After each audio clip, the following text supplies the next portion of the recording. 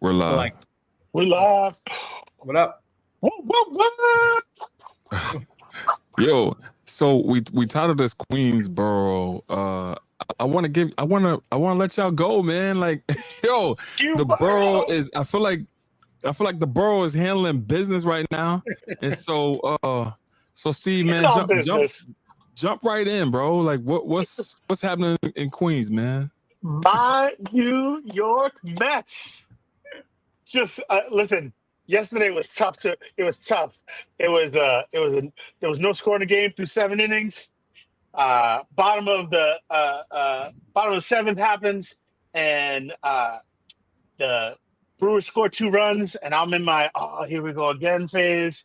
They always lose these make it or break it, win or go home games. And then the top of the 9th happens, and this team has resiliency. That's the word of the day, resiliency. They came back, and the polar bear, Pete Alonso, hits a 3-run homer to put them in front. And I think everybody in my building heard me scream like a crazy person because that's what it's about. So right now, I am living high off of my New York Mets. Yo, so Pete Alonso was like 1 for 1,000 before he hit that homer. He was like it's crazy, crazy slump. Yeah, and so it goes from 0 hits to the hero, 0 to hero.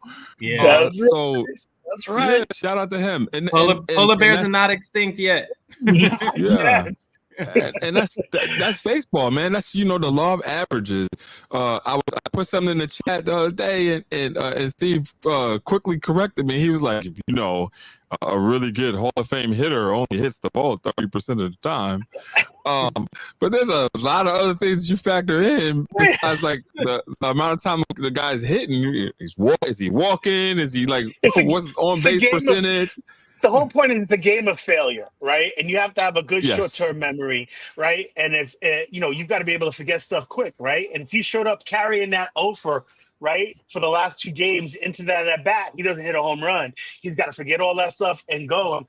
I still think hitting a round ball with a round bat is the hardest thing in sports. I don't care what anyone says. Yeah. There's that is the hardest thing in sports.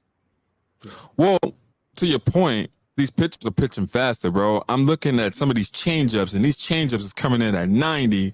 And so if your changeup is 90, then that means that you're throwing like 105 mile per hour fastball if your changeup is at 90.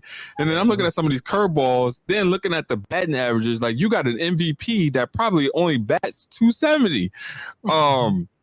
And so it's getting tough for these folks out here in terms of the pitching. Out in the streets. Yeah, being high level. Unless your name is Shohei Ohtani, it's hard for everybody else. Yeah. Bro, he's playing a different sport. Bro, that is an amazing athlete, bro. That is Barry Bonds. That's Balco Barry right there. The way he's playing right now, bro. He's so locked in. That's Balco Barry on Adderall. The way that he is locked in right now, bro. So shout out to him. Not really rooting for the Dodgers, but I can see how people could. I want to see what I want to see what the Mets do against the Phillies, bro. New York versus Philly is always a good time. And so, are we going? Are we going to Citi Field? Like, what's happening? If I can find some tickets and see what I can do. Yeah, well, if you can find some tickets, let us know. We're always game. We come outside. Yeah. If anyone is listening, they got tickets, they should let us know. Yeah, 100%. Game on. Yeah. What is it? The 7 train? The 7 train. But listen, that's not the biggest news in Queens. The biggest news in Queens is the man on this side of me. I mean, on this side of me right now. Yeah, drum roll. Hey, we need Tim here because Tim does this thing with the trumpet.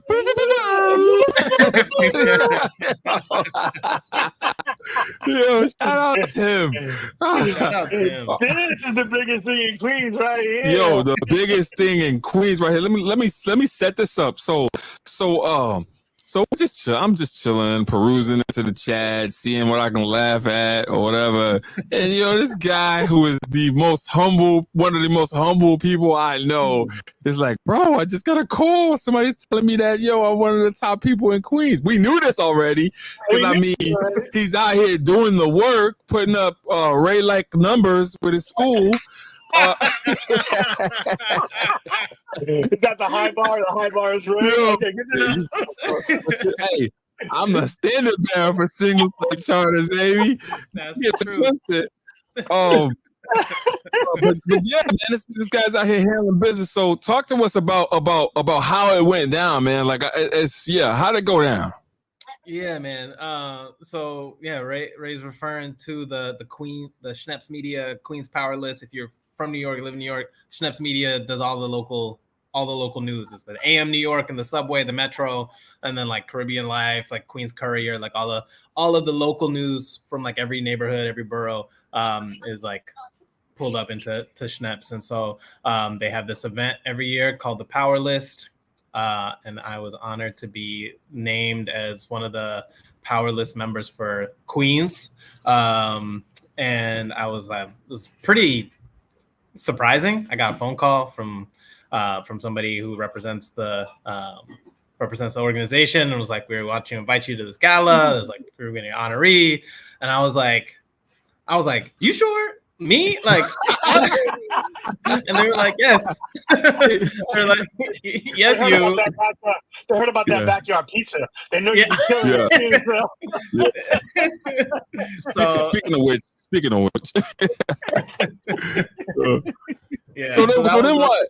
Yeah. So now the October 17th, there's a gala at the Terrace on the Park, which is in Flushing Meadows. It's this like kind of like iconic.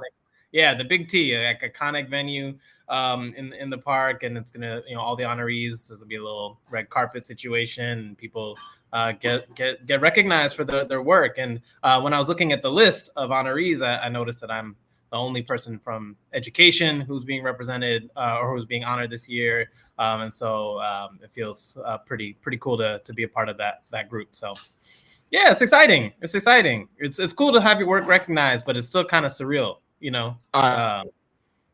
That's dope. I love it. I love everything. I love all of that for you.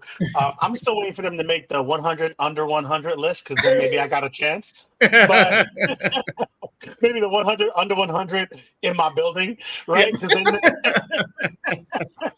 I mean, you got a big building. I do got a big building. It'll be close. But I think that's dope for you. I mean, I saw the list. There's some impressive folks on that list, and for you to be doing it, I mean, congratulations, man. That's big time. Well deserved. We all know you hitting Ray numbers, so we know they got to recognize it. I couldn't believe that was the most elegant way to compliment yourself and compliment somebody else. I mean, here we are. Hey, Steve. Next year, you got to be in the building, bro. Because like, here's the thing: you're doing amazing work. It's not Queen. It's not necessarily like centered in Queens or whatever, but you live in Queens, and so, bro, I'm proud of you. You doing what we do, man. C40 in the building. C40 in the building. But like all of us, none of us look. We don't do this for the trophies. I'm glad you get one, well deserved. But the trophy for us is the students living a good life. That's what the trophy for us is, and that's the only thing I'm looking for is that. And if anybody wants to buy me pizza, I'll take pizza. But other than that, I'm good. Yo, so G, I need some tips, man, because like I'm getting this pizza dough, and I feel like it's sticky. I'm putting it in flour, then I'm putting it in olive oil. Like, what are some tips, man? What do I need to be doing? Oh man, if you put it in olive oil, you're making focaccia. You ain't making pizza, bro. Fair enough. G, you need to be doing this in your Julia Child's voice. When did this turn into a cooking show? It's like, bro, I need to so let me ask you this: do you like let the dough sit for like 3 hours, like directions say, or you jump right in? No, you got. If you should follow the directions or not. I don't eat from people that can't cook that can't eye the measurements and whatnot. Like I don't eat from those people. Nah, man. Can I Dough be pizza dough is one of those things, man. It's very specific. Like you have like the water temperature really matters. Like the type of flour really matters. The measurements are super precise to the gram, and so you got to follow it. If they tell you to let it rise for 3 hours, you got to let it rise. And so yeah. One bite. Everybody knows the rules, right? Okay. Yo, fair enough. Shout out Marissa in the comments, hitting us up from Philly. Marissa just got honored as a Surge Institute Philadelphia. So shout out to her for her leadership. Appreciate you, Marissa. And happy Hispanic Heritage Month. She be out here repping for the Dominicans. I hope she's Dominican. Gotta be easy, kid. But you gotta be careful with that, boy. You call a Puerto Rican person Dominican, boy. It might not end well. It ain't as serious as it used to be. We all family now, but it used to be pretty serious. So moving. We just say all you have to say is "que lo que hay," Maritza. That's all she is. "Que lo que." Oh yeah. She centered us, so she's good. She understands that. Man. We gotta bring her on, man, because she's doing some amazing family-centered work, and I would love to hear about what she's doing. So yeah, we definitely got to bring her on. Yeah, that'd be great. All right, so jumping in, man. What were y'all thoughts about this debate, man? This vice president debate that's inconsequential and means absolutely nothing. For hundreds of years, vice presidents have been debating one another, and it has not had any kind of significant statistical outcome on the presidential election. The vice president is just a vice president. I saw one thing, and it said not only is the vice president inconsequential, but like your job is like you are delegated tasks. Like so when people are like, well, what has she done for the past 3.5 years? She's done what the president has told her to do. What the hell you mean? Like it's not like she can go out and be like her own person and whatnot. Like you are delegated tasks. And a lot of people that are saying, what has she done for the past 3 years? Where have they worked before? Yeah. Listen, all I know is that Vance performed a lot better than expected. I thought he was, and by that I mean I felt like he was coherent. I think it felt very Midwestern. They were super nice to each other, right? That Midwestern thing versus New York, like nice versus kind. They were super nice to each other. They weren't that kind to each other, but they were super nice to each other. And I think I think he performed. He did not hurt the ticket. As you're right, I don't think the VP debates can help the ticket, but I think the VP debates can definitely hurt the ticket. I'm looking at, and we've seen some of that in the past, and he didn't hurt the ticket. I think he went out there and he Vance did an acceptable job, and I think Walz was what we expected Walz to be, which was, a good debater. And so, it was a fun debate to watch. I think it was substantive. There was policy there. It's the kind of debate I would hope that we could have at the presidential level. So, taking away how I might feel from a policy perspective and anything that was said, I think it was a good substantive debate from my perspective. Yeah, G. Yeah, man. I thought it was interesting because, part of the thing about these debates these days is that like you're kind of building up or hyping it up to be like this big kind of like dogfight, people, saying slanderous things to each other, yelling, having to get their mics cut off. And that happened once or twice in the debate. But like ultimately, it was two people who were willing to engage in the platform and have a discussion about what they think is the right direction for America, which I thought was refreshing. However, like when you actually listen to the things that JD Vance was saying, and the fact that this format really kind of devalued like fact checking and all of that, it was really difficult to hear how many sort of untruths were being said, and that Walz had to spend most of his time kind of like debunking things and going back and forth with him on objective facts that should have been handled by the moderators, but that was their choice to kind of let them flow. So I don't know. It didn't feel that substantial or worthwhile, but I'm glad they didn't yell at each other for 90 minutes. Yo, I feel like JD Vance won that debate until you fact check. Yeah. So until fact check didn't happen. But no, But like, fact check.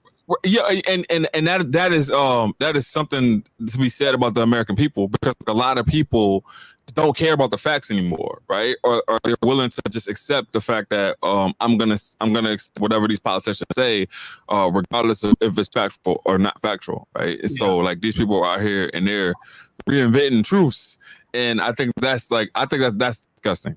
Yeah. However, one of the things that I can say about JD Vance is that he kind of, there were certain subjects or topics or whatever that he kind of made himself seem human when he had dehumanized a lot of things and a lot of perspectives prior to. So there are two sides of JD Vance, and I feel like the debate side that we saw was a never Trumper JD Vance, right? It was like the JD Vance prior to coming onto the ticket and prior to like doing, making that radical shift towards Trumpism. And that's what I saw. So one of the things that I will say about Tim Walz is that, although he doesn't lie as much, there have been a couple of white lies that I'm just like, I can't overlook that lie. Like, you can't say you've been in Tiananmen Square and you weren't there. You can't say that you've been in war and you were not. Like, those are things that I'm not okay with. I think he was talking about Tiananmen Square as a restaurant in Minneapolis that maybe. Bro. I've been there. I've been talking about. They got dope ass dumplings. I think that's what he's talking about. Let's hope. Let's hope. No, but you're right. But that's the whole point. No one's gonna. I mean, I hate to both sides it, but like, no one's gonna fact check them on either side, right? And while one side is, potentially a little more lax with alternative facts than the other, right? The reality is that both of them said some stuff, as most politicians do, that are kind of true and kind of not true. But no one is going to be paying attention to do that, and because when you got your guy, in this case, right? When you got your guy, what they say is right, and what the other person says is wrong, and I'm still looking for the mythical undecided voter who needs these debates to make a decision. I've never met one. If you're an undecided voter, I'll give you my cell phone. Like talk to us, because I want to know who you are, because I don't believe those people exist. They're like unicorns in my brain. Yeah. Yo, shout out E. We see you on YouTube, baby. Polar bear. We see you. Yeah, so I mean, you're right, but I live in my mind. I live out this dream that everybody's just going to tell the truth, right? Not a variable of the truth, but the actual truth.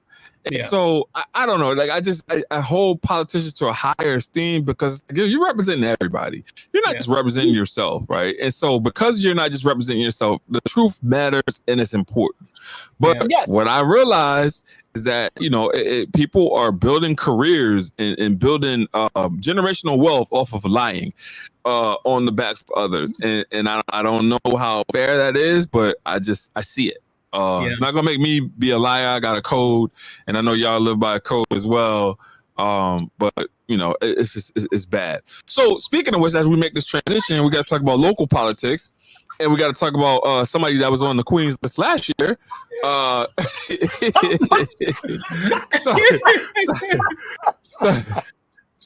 Eric Adams was on the Queen's list last year, and so I want to talk about the chancellor. So the chancellor had decided to put in his 6 months notice and resign by the first of the year.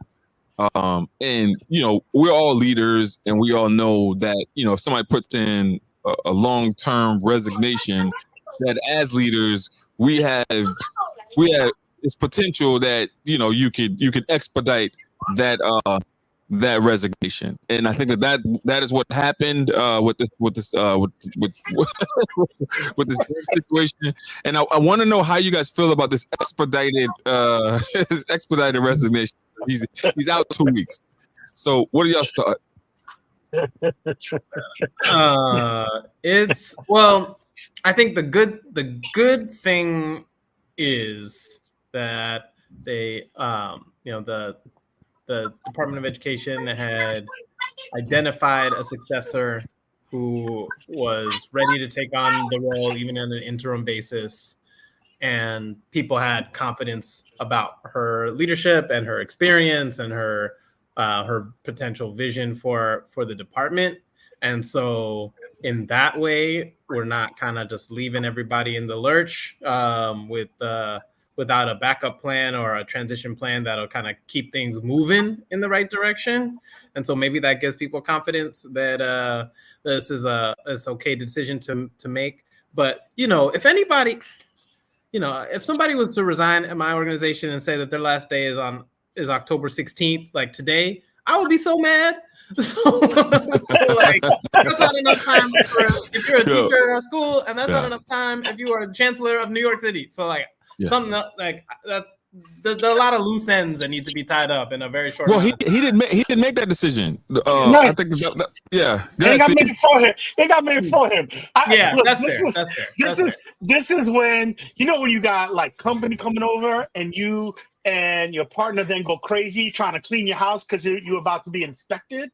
Well, our mayor is currently being inspected by the federal government, and this is an attempt to clean house, to look like, oh, I'm one of those people because the chancellor, there's some potentially negative news around the chancellor. I'm gonna clean house before anything happens. So this is an attempt. This is like an attempt to sort of clean that house, to look as if I'm doing the right things while the spotlight is really on me. And so I just feel like it was expedited because somebody told him, hey, it may play well, right? If you expedite this, and it's like, all right, I'm fighting for my political life here, then you got to go. And that's what happened. So I don't think it was like I decided I want to leave earlier. It got made for him, that decision. Yeah, that's fair. Bro, that's a lot of different people that are like the heads of local government that had to be expedited out and had to put in their resignations and stuff. So, in terms of the nepotism cloud, I think that like we have a lot of clouded judgment because you want to put yourself and center yourself around people that you trust, as opposed to hiring the right people and allowing yourself to build trust. It's totally different because if folks are out here and they're operating in nefarious manners, there's no way that you can control that, especially if they're your hires, right? Like it's different if you don't know these people and then they operate that way, because you can put distance on it and your name is not staying because you didn't have a prior relationship. But if you're coming in and you're hiring all your buddies, then that's totally different in terms of how people see this. And it makes sense to note that he's always had a cloud of judgment around him and his decision making. I'll go to the clip. Eric, we all know that you've been investigated for corruption everywhere you've gone. City, state, even Barack Obama's Department of Justice investigated you. You've achieved the rare trifecta of corruption investigations. Is that really what we want in the next mayor? You think you're going to enter City Hall and it's going to be different? We all know it's going to be exactly the same. That's why so many people on the stage don't want you to be mayor. Like everywhere you've gone, Eric, people look and see that you don't pay attention to the rules of the road. You're unprincipled. Like you actually advised New Yorkers last summer to go confront their neighbors over illicit fireworks, and a woman followed your advice, Shatavia Walls, and she lost her life. Bro, that is powerful. What's his name? Andrew Yang? That's Yang. That's the one that used to wear the math symbol right here, right? Just a little lapel thing that said math. Yeah. Bro, you see how powerful that is? That's crazy. He's bringing heat. And he's not wrong. Yeah. Right? At all. He looks like he's a fortune teller. He knew what was going to happen before it happened, right?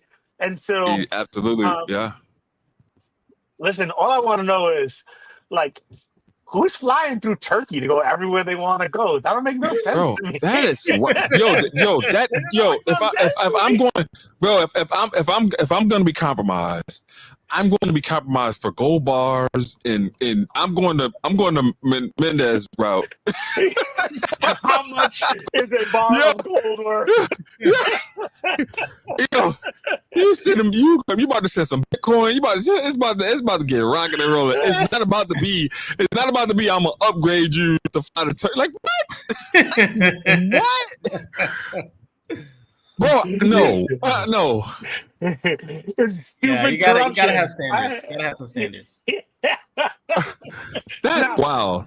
If it was first class on Emirates, maybe we can talk about it. Yeah, yes.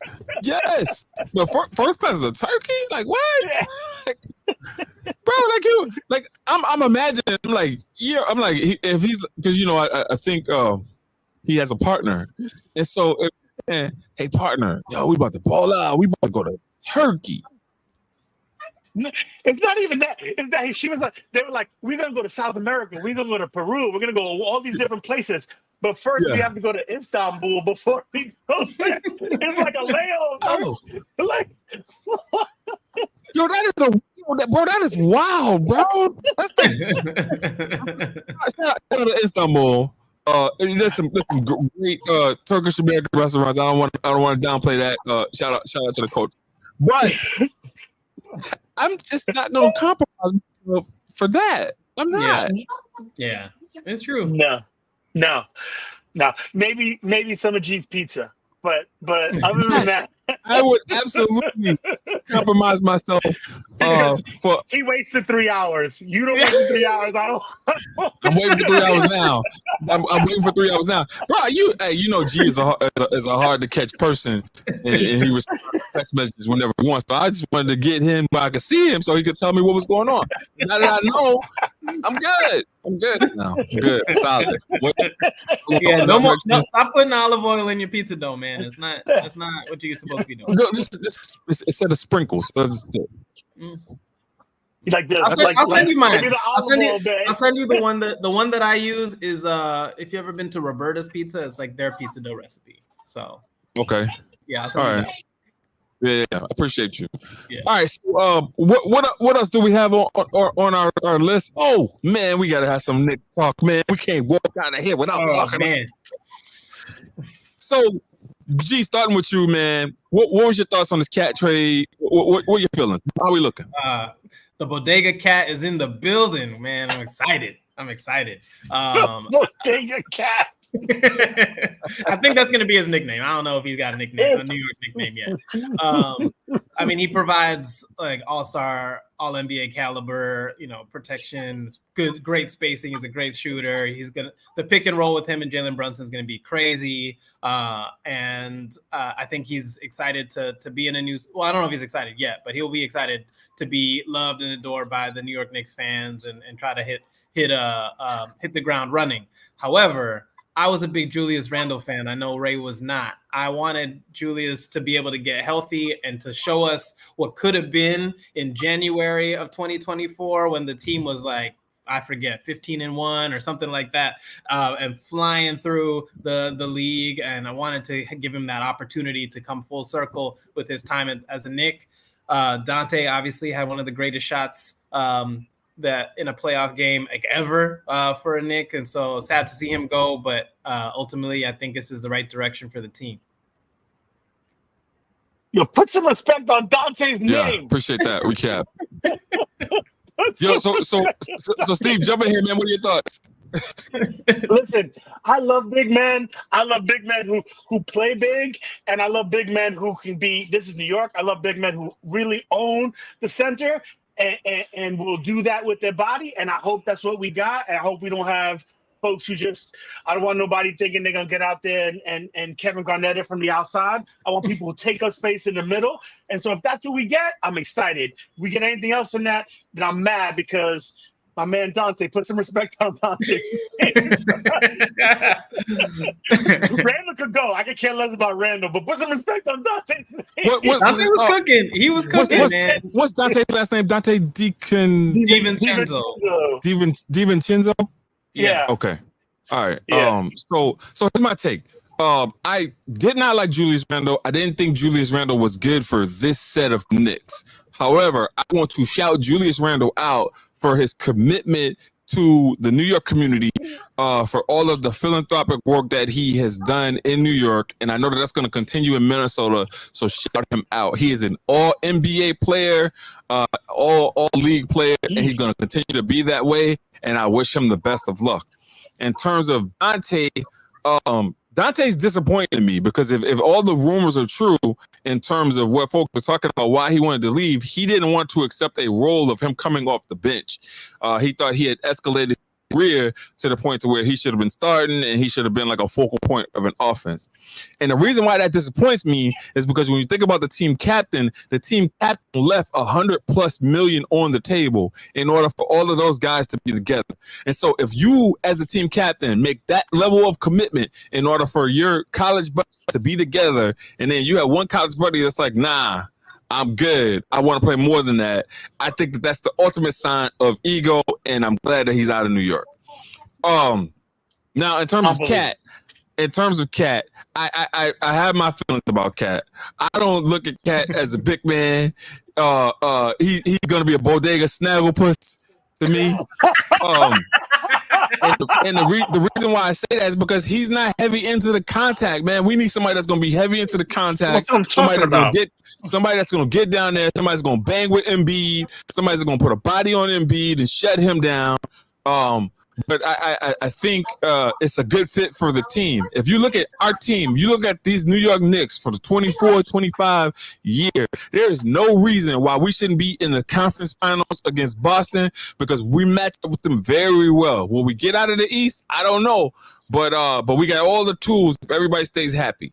Yeah. So we need Jay Wright. We just missing Jay Wright. Yeah, that's it. All we missing is Jay Wright. I would take Calipari too. Next level, baby. All right. Final thoughts, Steve. We start with you.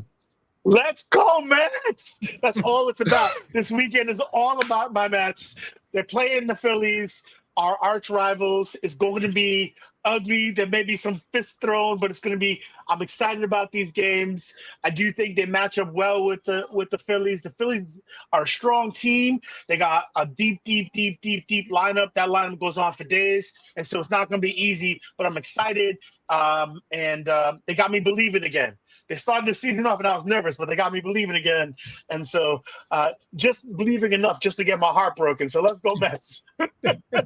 Bro, listen, nobody came into. You were watching baseball. I was like, what's happening? I was. Yeah, everybody that came into this year was looking at the Mets like this was going to be a rebound year, and it wasn't going to be much of expectations for them.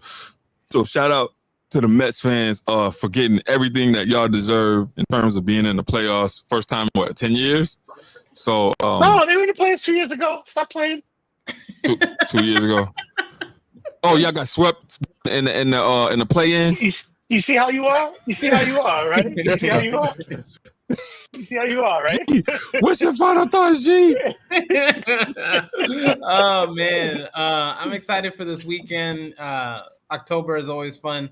Thinking of it's my first Halloween with a small child, and so we're trying to get some suggestions, ideas for like a family costume of some sort. So if you have ideas, let me know. Yeah. No ideas. But if I have some, I'll definitely shoot it out to you. I think there's gonna be some version of Hello Kitty in this house, and I don't know how I feel about it. Also, I need y'all's advice, man. Parenting Central. Well, neither one of you can give me advice. So I got a 2 sprayer. My daughter, she sprays twice with her perfume. And I really wish she would only spray once. Yeah. And so I'm grappling with that. I can't. Add a little water to that bottle. Just add water to that bottle. I'm thinking about stealing the bottle. Yeah. Yeah. So G, that's what you guys to look forward to. All right. Have you seen Inside Out 2? Yes, Yeah, it was amazing. That's good. Yeah, That's I watched it on Yeah. the plane. I watched it on the plane. It's good. It's good. It's really good. I fell asleep listen. during one. I got 2 teenage boys. I wish that was my problem. I totally understand. I got a 19-year-old, and so I get it. So my final thoughts are politically centered, right? And so next year, New York City is going to have the opportunity to elect a new mayor or keep the same mayor. My suggestion to folks would be to elect a new mayor. Anytime you have this much controversy that's centered around one person, then we know that there may be some nefarious acts that are happening that are turkey-centered. So in knowing that, I have 2 possible potential candidates that I like to pitch to New Yorkers. The first would be AOC. I think AOC would be a real good progressive mayor, and that may catapult her to one day being a senator, because I'm pretty sure that she has higher aspirations than just being the congresswoman. The next person, and this is probably going to be a long shot to many, but this is very feasible for me in my thinking. It would be Andrew Cuomo. For Andrew Cuomo to make a political comeback in order to be the mayor of New York City and stick it to all of those folks in Albany. I think of Vince McMahon type beatdown from Steve Austin, and so Andrew Cuomo will have the opportunity to play Austin 316, bring out some cans of beer, bang them together, and give Albany the big F you. And so those are my final thoughts. We'll see you next week. Those are random ass names. Peace.